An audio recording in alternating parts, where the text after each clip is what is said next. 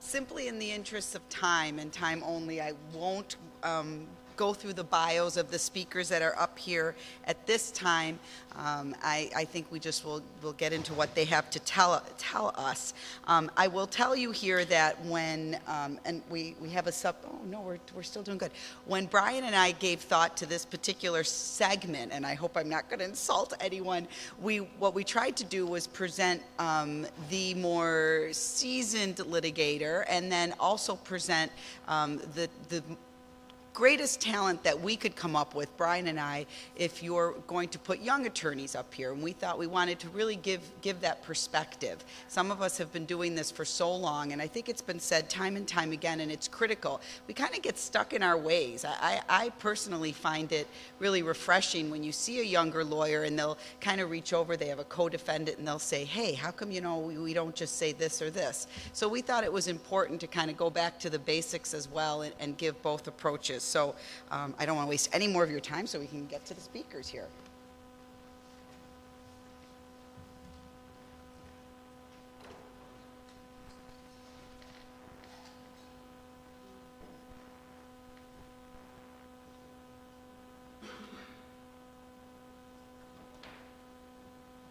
As you can see, my topic is caregiver depositions, and these are important for a number of reasons. It really sets the stage for the entire case.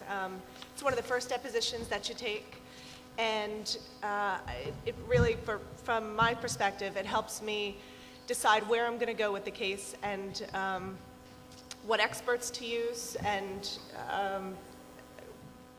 what additional records and other things that I want to get out of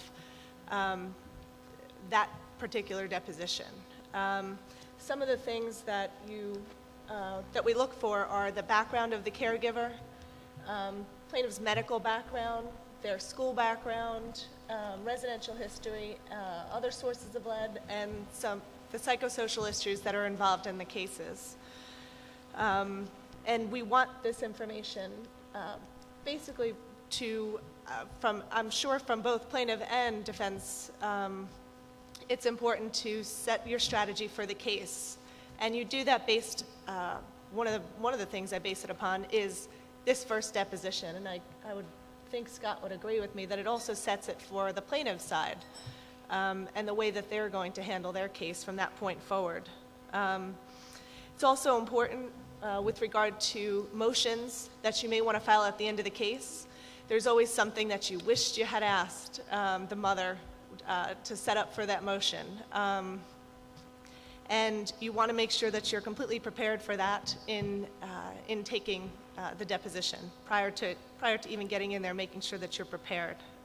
It also helps us assess the mother as a witness and how the mother will react at trial.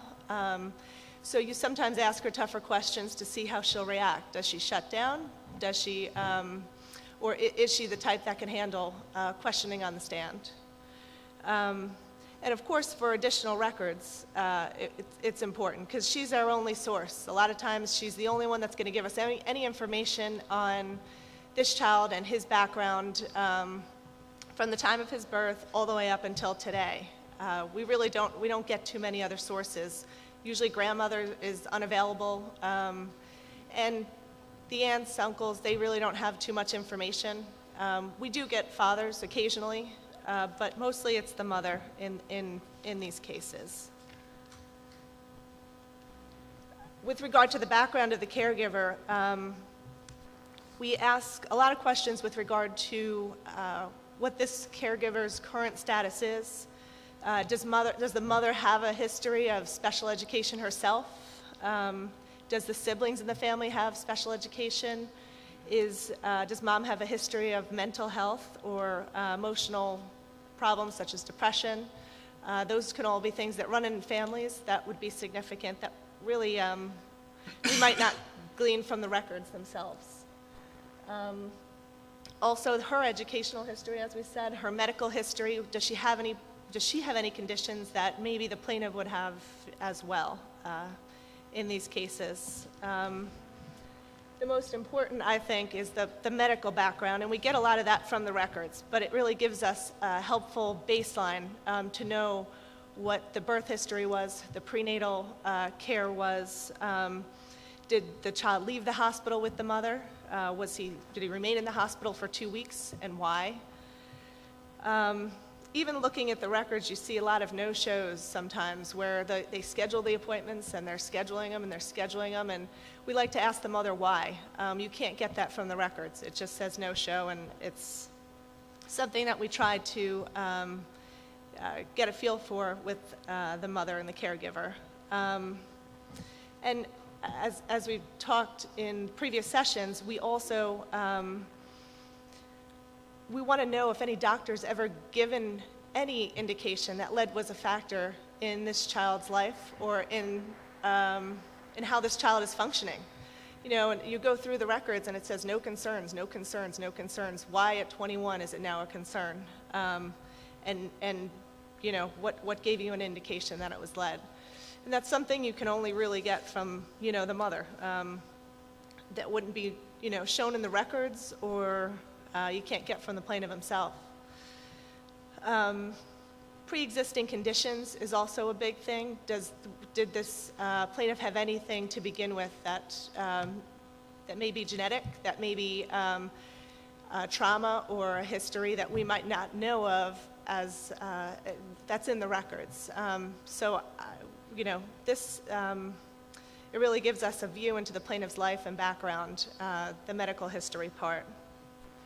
And of course, if the child's chelated, any medical intervention for lead, that's all important, and how the mother dealt with that, and you know, what indication, what did the doctor tell her? Once she found out about the lead, did she remove the child? Did she try to get out of the property? Of course, sometimes they'll say they can't, or they tried but they couldn't, but it's still something that you want to hear now rather than at trial. The plaintiff's school background is another section we go through, and once again, you can glean a lot from the records. You can see that they were missing school. They're missing a lot of school, but we don't always know why. Why in first grade is he missing 57 days of school? The records don't necessarily tell you that. Mom may say he's just not going, which then raises a red flag in first grade why the child is not going to school and who's not bringing them there. But you know, as it gets on, usually it's more.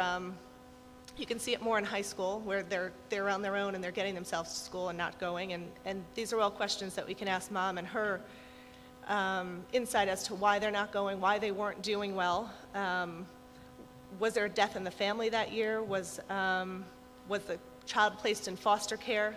Sometimes we just have a lack of school records, and it turns out, well, it's because he was in a different county because he was placed in foster care, even though the address on everything still says it's Baltimore City. You know, the child was actually in the county, and that's something we can get from Mom. Bullying is sometimes an issue. We ask about that. And even who helps the child with their homework when they came home from school, from, in elementary school and middle school, discipline problems, behavior problems in school, suspensions. That sometimes you get the comments in the records. Very rarely the records provided have anything indicating suspensions, expulsions, or other. So that's all information, good information that you can get from the mother. Of course, residential history is a big one. You want to go through, find out every property this child lived in from the time of birth up until at least 10 and onward, but it gives you a good understanding as to the stability of the family. Were they in multiple properties? I've seen cases where there were, in 30 properties in 5 years. I mean, they moved around so much, changed schools so much, that it had to have an impact on this child's functioning, behavior, and everything else. The other thing that you want to do during residential history, or you try to do, is try to find other properties where the plaintiff was visiting, which is a big thing for us because we want to know everywhere this child was taken, whether it was a one-time visit or if it was something that they did on a frequent basis. If the mother's working from 9 to 5, who's watching the child during the day before they've entered school? So we really go into how where this child was placed, who was watching, who was caring for the child. And then we look into those properties, because that's something that really helps us with the defense of the matter, trying to find other properties that may have been a source of lead.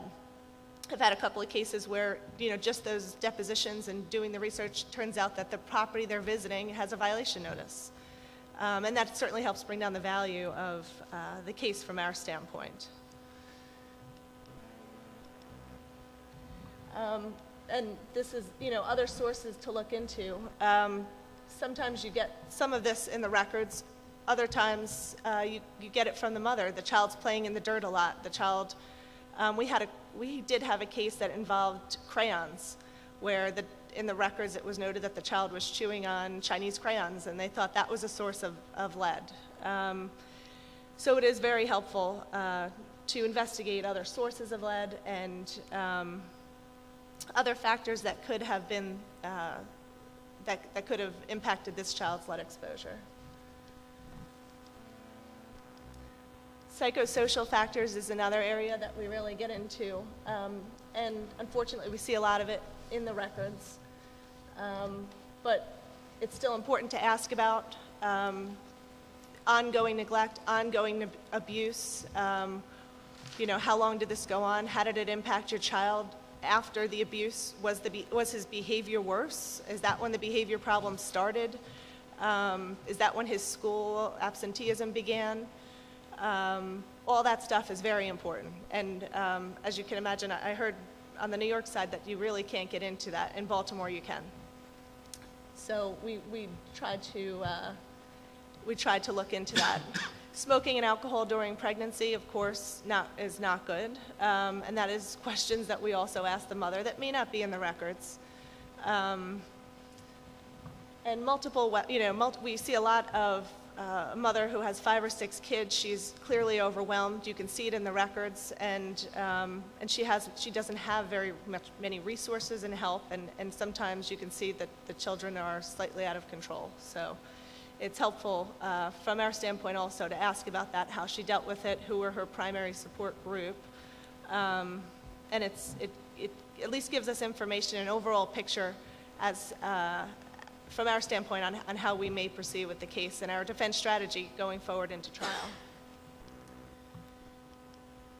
And you only get one shot at taking the mother. So there's certain things that at least I know defense counsel try to do before the deposition to make sure that you can get all of the information that you want from the mother during that one time. And of course, reviewing all the records that you have before is really important. You get a lot out of the records, and you get a lot of inferences from nurses, from doctors, from teachers that you can follow up on. The other investigation we do is through public records. I mean, take a look at the public records. It gives you addresses. It gives you the mother's, if she has a criminal background, if the father who's living with you has a criminal background.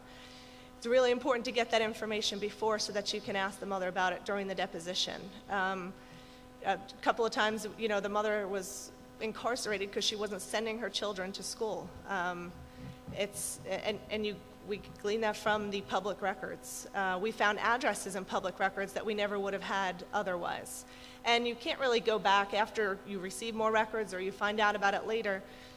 You only get one shot. So you try to do that all on the front end prior to the deposition so that everything's in the record for your experts and for you later on. And relatives. We do also speak with relatives, have private investigators go out, find the actual leaseholder, and that's all important. There's been so many times where we find the actual leaseholder and they don't know who these children are. If we didn't find that leaseholder prior to, the case may have gone on, we may have paid on the case, but that's also another important aspect prior to the deposition, the beginning of the deposition of the mother, because that's how you can assess when she was in the property, how long she was in the property, who she was visiting, and that's another aspect that we really try to do prior to the deposition. And that's all that I have.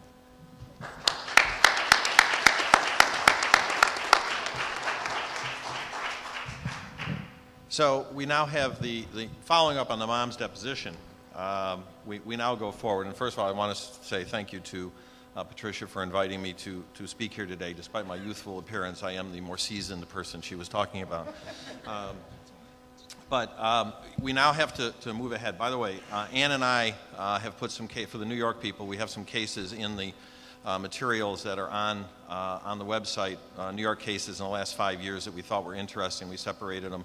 I had a young associate or a young summer associate gather the cases. Ann was kind enough to kind of work on them, et cetera. So you have that in your online resources. It's an interesting topic. Now, I take it sort of the next step is the information and testimony from non-expert witnesses. Over the last day and a half, we've talked about, lead paint cases. Are they different? Are they not different? Whatever. A young associate just started in our office, and I had them do some research on a case, and she said to me, well, what are these lead paint cases? And I kind of took a little thing from The Simpsons where Ned Flanders, Homer's neighbor, is very religious, and he keeps calling Reverend Lovejoy and bothering him. And finally, Reverend Lovejoy says one day, Ned, have you ever thought about another religion? They're all basically the same. Lead paint cases are basically all the same.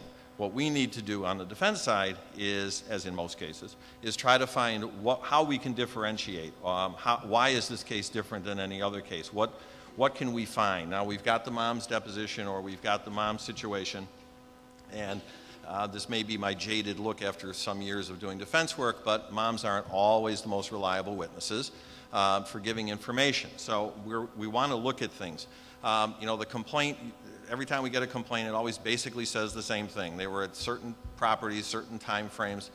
Lisa's right. You can get up to 20 or 25 when you finally get the bill of particulars in New York, 20 or 25 locations where they may have lived over a period of time, et cetera. So it's important to try to find out from other sources where they live. You go through the mom deposition and you ask them about each place, and they may or may not remember them. They may or may not be in the right order. So you have to get other records, which we'll go into in a couple of minutes. But you're obviously looking for the nuggets to go forward. And what I tell landlords a lot of times is they come to me and they go, oh my God, I don't have any records. It's 15 years ago. And I say, you know what? The bad news is they're 15-year-old cases. The good news is they're 15-year-old cases, because you now have, and we talked about that earlier in terms of like education and vocational and work life, we have a record that you don't normally have in your basic auto case or slip and fall case a lot of times. You have a 15 or longer year period of time. So where are some of the people that we're going to go to and look at? First of all, if you're going to depose or get some materials, you want to potentially start with a DOH. Now again, a lot of it depends upon what the DOH records say. In upstate New York, the Department of Health records are generally pretty good, especially in Rochester. They were very, very well kept, maybe why there's a lot of litigation in Rochester. But important to find out if the records indicated where the violations were. How do they correlate to the potential exposure? I've had landlords say to me, the kid couldn't have reached that window. And of course, the mom is going to say, when there's 10 windows in the apartment and there's one window where they find it, that was the favorite window of the kid. He always wanted to play in that window. So that's what the testimony is going to be. But there are times where the window may be high. There may be a radiator in front of it. There may have been other things. So you want to find out, if you can, where things like that are. How were the violations remediated? How responsive was the landlord? Again, if you've got stuff in the record, you may not want to depose a DOH representative because they may say, it took 6 months, or you look in the records and find not. But you may find many times that there are some good stuff where your landlord was very responsive, came in, et cetera. Where was the infant during the remediation? Hopefully not in the place. Lead paint chips, pickup, et cetera. Where was all that? In Rochester, or in Monroe County, and especially in the city, the mother and caregiver is interviewed, and there's a record generally of that interview in there. So if you get those records, then you can talk about, as Lisa was talking about, you have some more ammunition when you talk to the mom at her deposition, and you start asking questions because now it's 15 years old. and you're able to show something or put them in front of them, you say, well, things like, did the child put things in her mouth, dirt, cigarette butt? Oh, no, absolutely not. Well, you check that off on this list when you were asked the question by the DOH representative, okay? Where does the child spend time? We had a case a number of years ago, actually one of the first cases I had, where the mom, there were records in the DOH, and one of the things I couldn't figure out was why the referral was in September, but the inspection was not until December. And my landlord kept saying, I don't think she was really there. There was something about a Section 8 in New York, so it's another part of how you get funding, et cetera.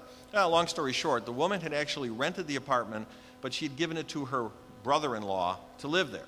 She really didn't live there, and on the record, or on the note, it said, doesn't spend much time there. Now, of course, when we asked the mother at the deposition, she said, of course, that was wrong, et cetera.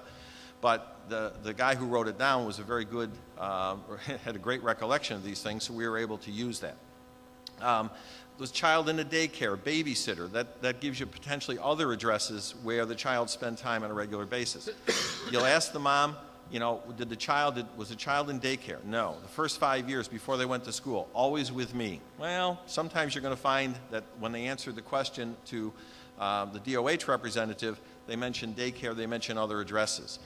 Things like personal hygiene, where does the child eat and play, et cetera. Those are all questions that are asked that you may be able to use. How long do they claim they were there? There's always a question about where they were before. So there's a lot of stuff that you can get out of those records that may be helpful.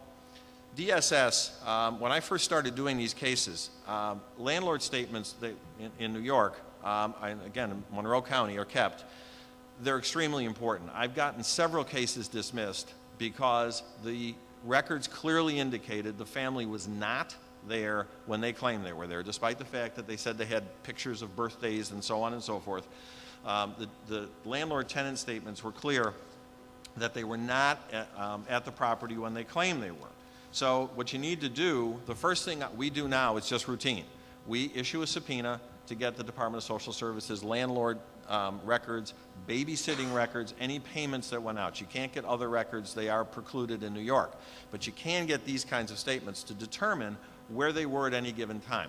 And as I indicated earlier, you're going to get cases, or we get cases, where there's 25 or 20 sometimes locations. So what you need to do is, the first thing I do is make my chart. I go down the list when I get the bill of particulars and say, okay, they supposedly lived here from January to February and February to March or whatever. The DOH records also have a chronological listing of when the lead levels were taken. So then when you get those records in, you kind of put them in the chart to say, okay, what properties were they located with? Okay. And then you get the landlord statements and you say, okay, now does all of this jive? Because the best records for when somebody was at a property is who's paying for it, and when did they pay you, and when did your landlord get paid, and you figure out the numbers and so on. So you look at these things, and you look at the payment records, and you can sometimes figure out. Now, many times it does confirm that they were generally there from the time frame they say, but as I say, several times we've been able to get cases dismissed because of the fact that they're not there when they say they were there. Pardon me.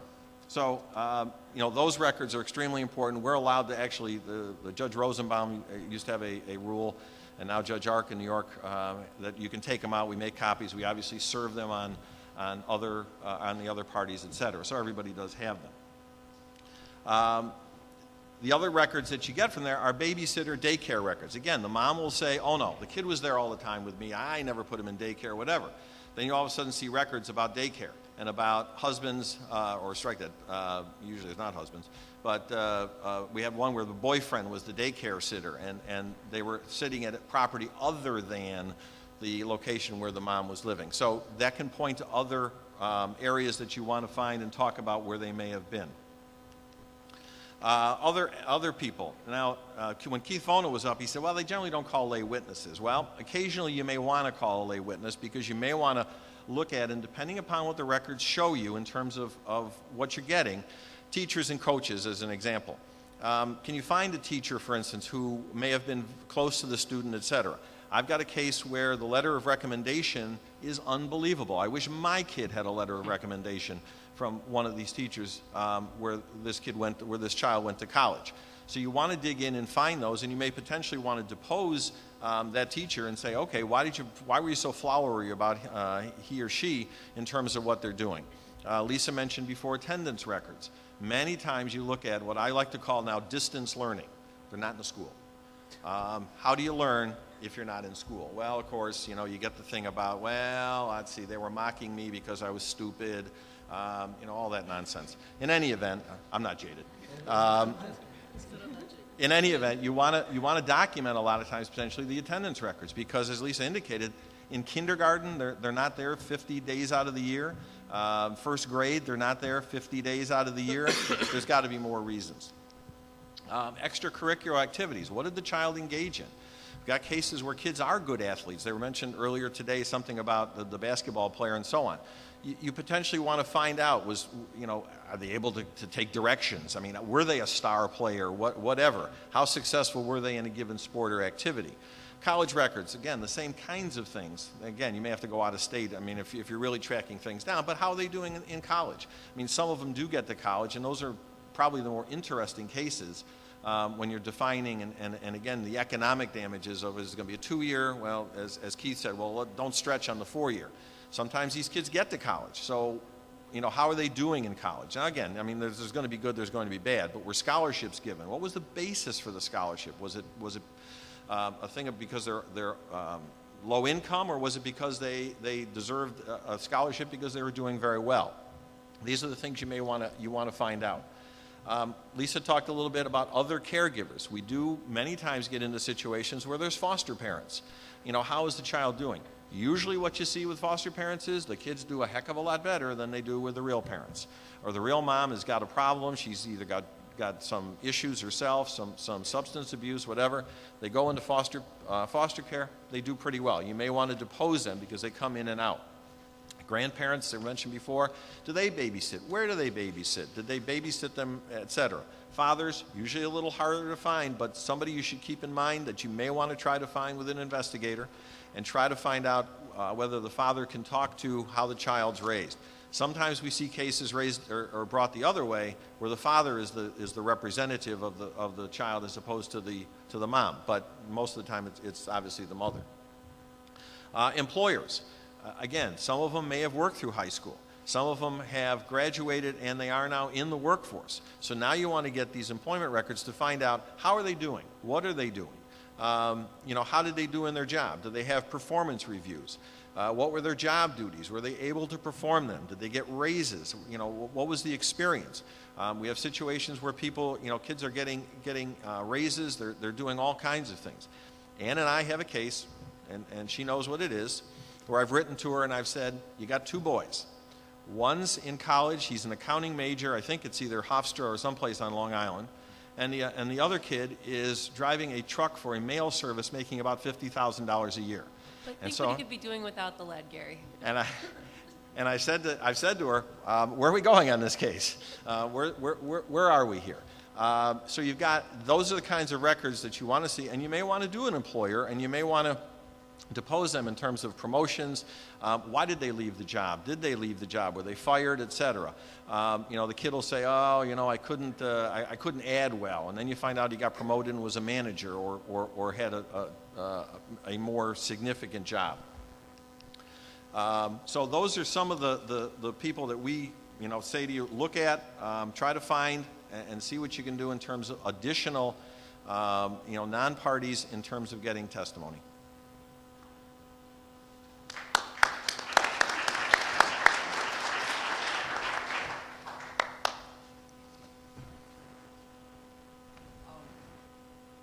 I am not Gary.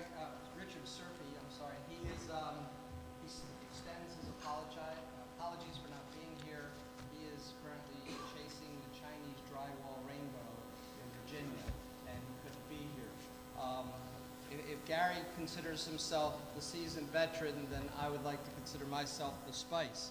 Because in this situation, when it was interesting with Lisa's PowerPoint and bullet points, I don't know if you noticed that most people use bullet points or pluses. She used crosses. I apologize for anyone who's not of the persuasion, but I think the real message is even after she has all that stuff, they don't have a prayer. And they need all the hope they can get. It's not a matter of, here they have all this stuff, and my position, or what I'm supposed to do with Richard Serpy, who prepared this presentation, is talk about, okay, they got all this stuff, they've talked to mom, they have all this information, and now they want even more. And they want to convince a judge that it's absolutely necessary and that they're entitled to all this additional information. They talk about the father's criminal background. What evidence was there that this child in the vulnerable ages between birth and 6 years old was aware of the father's criminal background?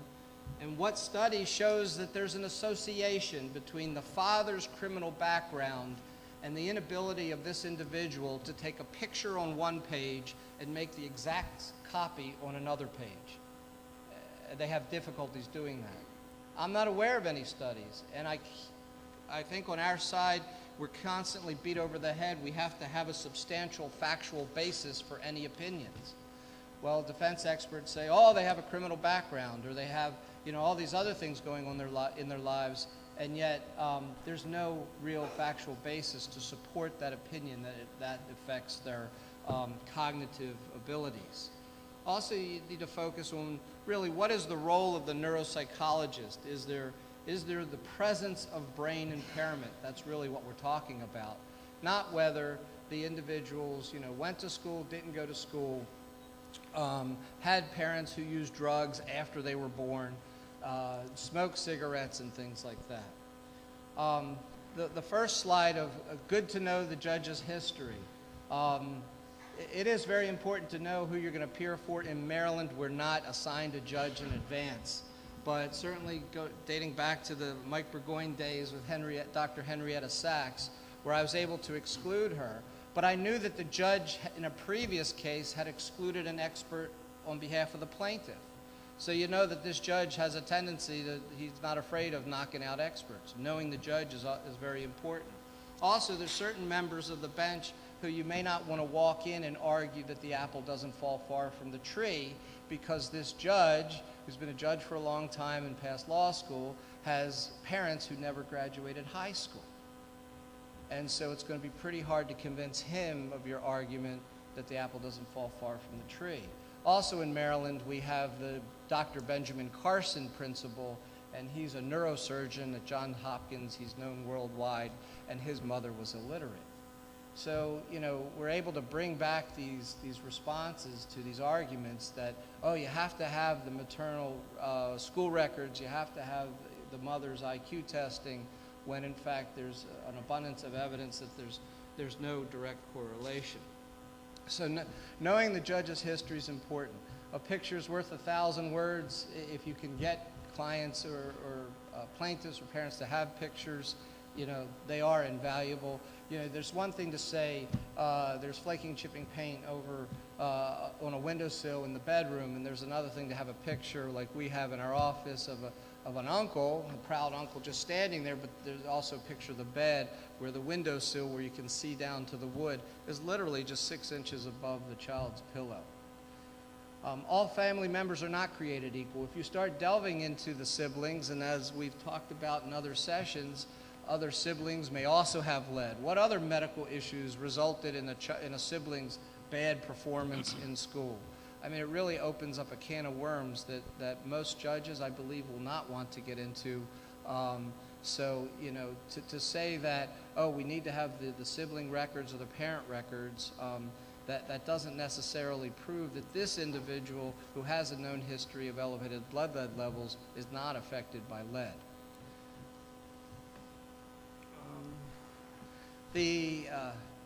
I'm not sure where Richard was going with this slide, so I really have no comments. These are issues that are addressed in all lead cases from both sides. So this is actually a book from the National Institute of Health. It's been out since the 90s because I use it in court. But here it says, in children, blood lead concentrations around 10 micrograms per deciliter are associated with disturbances in early physical and mental growth and in later intellectual functioning and academic achievement. And the studies since then are consistently supportive of that statement. And so that's important that that's been outlined, that that's there. There's no studies that say lead is good for you or that you actually improve in intellectual functioning. Then we have here, avoid instructions to client to refuse to answer.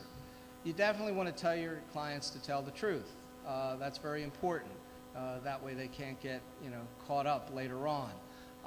But there's certainly times in which defense asks questions of the plaintiff at the mother's depositions, and yet there are documents that might be available.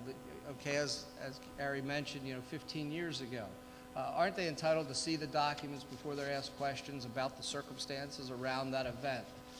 So they may not answer correctly. That doesn't mean that they were lying, but we always have to make sure that we instruct them to tell the truth. Much better to request a protective order in advance if you're able to. We still get subpoenas in Maryland for parental records and school records of siblings and things like that. It's a matter of time and effort to be able to try to prevent that. Plus, who has authority to agree to release these people records? When we get to a deposition, we're reminded that the mothers are not our clients, especially if the children are actually now adults.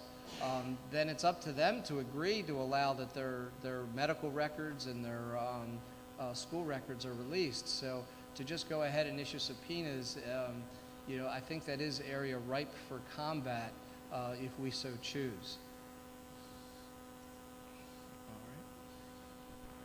All right. That's going to go on to the next section, but I just want to also point out that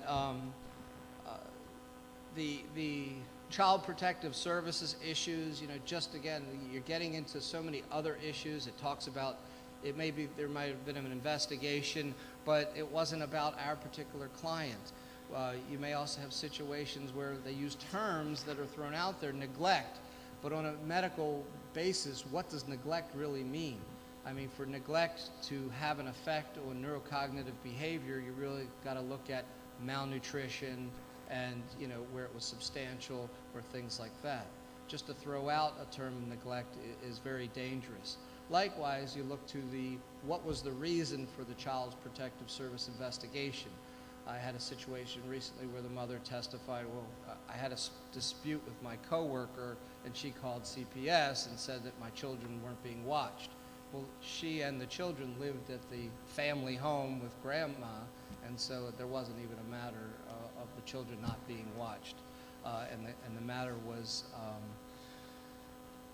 closed without any further investigation. But the other thing that they also want, and I know there's some documents that Mr. Serpi has provided from his Virginia cases about these DMEs, Defense Medical Examinations of the plaintiff, where in Maryland, it now seems to be like they have their psychologists and medical doctors, and now even their voc rehabs have an opportunity to spend 2.5 hours interrogating the plaintiffs like a fireside chat and just getting as much information without the presence of counsel. We've tried to convince the bench that that's a breach of our duties and the court's overseeing of these matters. However, they haven't been so inclined, and it's literally kitty bar the door. We have regulations or rules in Maryland that says, you get an order to allow for such an evaluation, and there has to be limitations set out in the order. And basically, we've got rulings back that say, all right, my limitations are there are no limitations, and the lawyer and the plaintiff's counsel can't be present. So it's quite a battle, but the bottom line is anything, in my experience in these lead cases, there isn't much that hasn't been out there already in some of my cases, and it hasn't really affected the outcome of the jury verdicts. Fortunately, where we are in Baltimore City, jurisdiction, there isn't too much that will offend them or that they don't understand. I know what you're thinking. We're in the home stretch. It's almost lunchtime. It's a beautiful day in New Orleans. Let's talk about some case law. I promise it'll be quick. I'm specifically going to work with New York law because I'm a New York attorney, and I'm focusing on family educational, medical, psychological, and employment information. just kind of trace the cases, where we stand now, and where it appears to be going. Before we start, though, you should know that this is all under CPLR 3101 in New York, which entitles parties to full disclosure of all matter material and necessary in prosecution or defense of an action, regardless of the burden of proof. But on top of that, under the case law in McGuane, the defendant must show that the records are relevant and material to injuries sustained by plaintiffs. So it's material and necessary and relevant and material. I would argue, based on the cases that where defendants run into a problem with this in New York, is under the relevance. Starting with Alexander versus Westminster Presbyterian Church. In this case, the defendant wanted the infant plaintiff's siblings' records. And the Fourth Department held in 1999 that the court below was wrong in permitting this discovery because there was no factual showing, and these records were of a confidential nature regardless. Okay. Monica W. is a First Department case out of 1999. It's kind of interesting in that the plaintiff was directed not to answer 103 questions regarding various subjects pertaining to mom's medical history, siblings' medical history, employment information. And the defendant was asking for another dep of the mom, compelling her to answer those questions. But the defendant did not provide any evidence that the information of the non-parties would help to prove anything about the extent of lead-related injury to the plaintiff. And as such, they were not allowed this information. Andon. This is where the defendant wanted a maternal IQ test. This is a Court of Appeals case from 2000.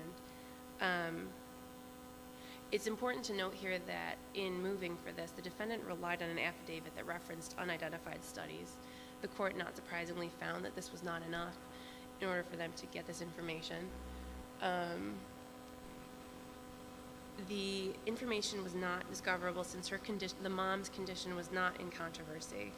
And it is, as the results would not aid in resolving the issue of causality. Additionally, and I think this is a really important point to stress, ordering a maternal IQ test would unnecessarily broaden the scope of litigation and turn the fact-finding process into a series of mini-trials regarding the factors contributed to maternal IQ. I think it's really reductive and easy to say that mom's IQ equals kid's IQ, but you're also not looking at what created mom's IQ and what other circumstances she might have had that would have impacted where she was. Mendez. This is another interesting case that deals with deposition questions. There were 93 questions asked in the mom's deposition that the mom was directed not to answer, but only 15 of them went up on appeal. The questions that went up on appeal were, are there any birth defects in your family? Did you have any health problems prior to your pregnancy with the plaintiff? Did the doctor advise you to stop smoking when you were pregnant with the plaintiff? Do you have negative RH factor? Why did you have the operation? She had tubal ligation 5 days after delivery. What instructions were you given by the hospital staff after the infant plaintiff was born? How is the infant plaintiff's grandparents' health? Is there a history of digestive problems in your family? Is there any history of mental illness in your family? Is there any mental retardation in your family? Is there any history of learning disabilities in your family? Why didn't you take infant plaintiff to the doctor when you noticed that she had a decreased appetite, wasn't playing, and looked yellow? And did you have any appointments with the infant plaintiff to be seen by a doctor that you didn't attend? The court ultimately held that the court below correctly refused to compel the answers because the defendants had failed to offer any expert evidence establishing a particularized need for inquiry into such matters not placed at issue. Ward versus County of Oneida, which is one I think the defense attorneys over there will tell you I like to cite often in depositions. The defendant wanted all the employment, educational, and psychological records of the plaintiff's parents. But the Fourth Department held that they were not entitled to those records. Okay, in terms of the psychological records, they were privileged, and that privilege could not be defeated by defendants' assertion that they were material and necessary to the case. And insofar as the employment and educational records, they were of a confidential and private nature, and the defendants had failed to make a factual showing that they were relevant and material to the injury sustained by the plaintiff. Finally, and this is a case that was litigated by my office, the defendant wanted to vacate the note of issue and compel authorizations from the plaintiff mom and for mom to appear in an additional supplemental examination by their neuropsych. The Fourth Department held that the infant plaintiff's mother did not have to provide authorizations relating to her own educational history and did not have to appear at that additional examination because it was not relevant and material to the injury sustained by the infant plaintiff. Briefly, on the discoverability of Child Protective Service records, I think it's important to say that generally, I think the reason defendants want this information is that it tends to be the juicy stuff.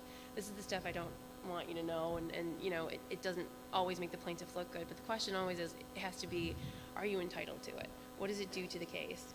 In Angela N., the Fourth Department held that CPS records were not discoverable by defendants because they were not individuals to whom disclosure was permitted under Section 4224E of Social Services Law. That section of Social Services Law allows a court access to those records upon a finding that the information in the record is necessary for the determination of an issue before the court. So, accordingly, these records were not given to defense counsel. And I'm done.